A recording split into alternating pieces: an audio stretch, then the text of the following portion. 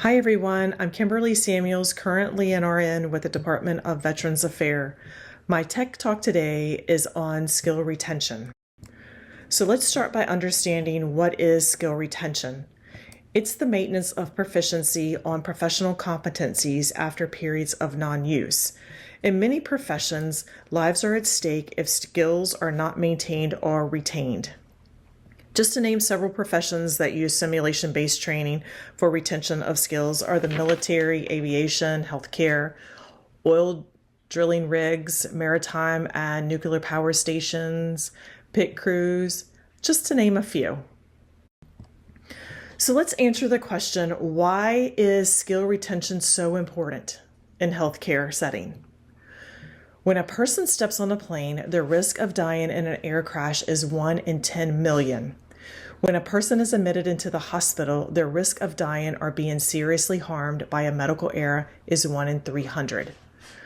As a healthcare professional, I'm not so sure I like these odds. So let's take a look at several studies that concentrate on skill retention. A study was completed on fourth semester veterinarian students to perform ovariohysterectomy, commonly known as spay, on female animals, which is a very, very common surgery. 102 students were monitored over a 5-month span. Initially, they attended 10 hours of simulation training. Afterwards, 45 students completed monthly trainings. 57 students completed weekly trainings. After 5 months, the two groups were assessed. The weekly trained students scored higher than the monthly trained students. The results: for maximum performance, schedule weekly training. However, monthly trained students retained skills but needed more improvement. The second study was completed on 18 second-year medical students to perform a laparoscopic suturing and knot tie-in simulation. The students were divided into two groups. Both groups received the proficiency-based training with instructions and were assessed at 2 weeks, 1 month, 3 months, and 6 months. Group 1 continued training with an instructor. Group 2 trained on their own without the instructor. The follow-up period of 6 months. Group 1 with an instructor maintained a greater proportion of their skills at 95% than the group without an instructor at 90%.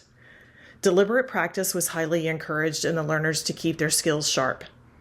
The study reported ongoing training had a clear impact on retention. Skill lost was cut in half by adding only 2 retraining sessions within a 6-month period. So retraining at 3 months or sooner may be ideal for skill maintenance.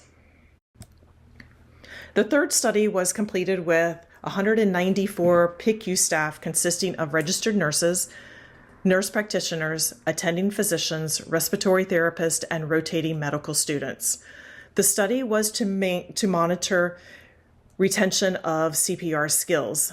The assessment intervals were 1 to 3 months, 3 to 6 months, and then greater than 6 months.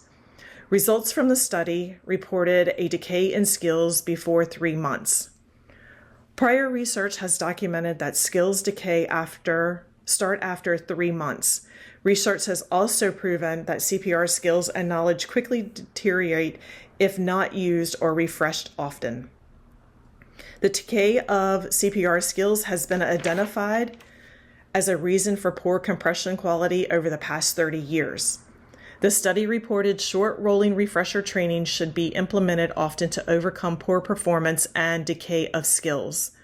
The study also confirms that shorter monthly trainings maintain or improve CPR skills over the year. In conclusion, skill retention comes down to deliberate practice. All the studies prove the more frequent the training, the more improved the skill. The studies show 1 to 3 months refreshers backed by simulation-based training are beneficial for retention. One study stated after 15 months, skill deteriorated by 40%. Other skills showed decay within 3 months. Skill proficiency can be regained with refresher training, preferably weeks or monthly. When developing a refresher, the training should focus on proficiencies by checking the needs of the professionals. As medical professionals, we all have barriers in attending weekly or monthly trainings.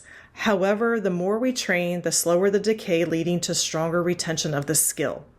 Refresher training is a highly standardized training focused on the practice and overlearning or repetitiveness of the skill. Just doing the bare minimum is the requirement for your professional license, for your certification, for your laws and regulations, not for your retention of skills. Thank you for listening. I hope this inspires you to seek out training opportunities at least every month. Have a great day.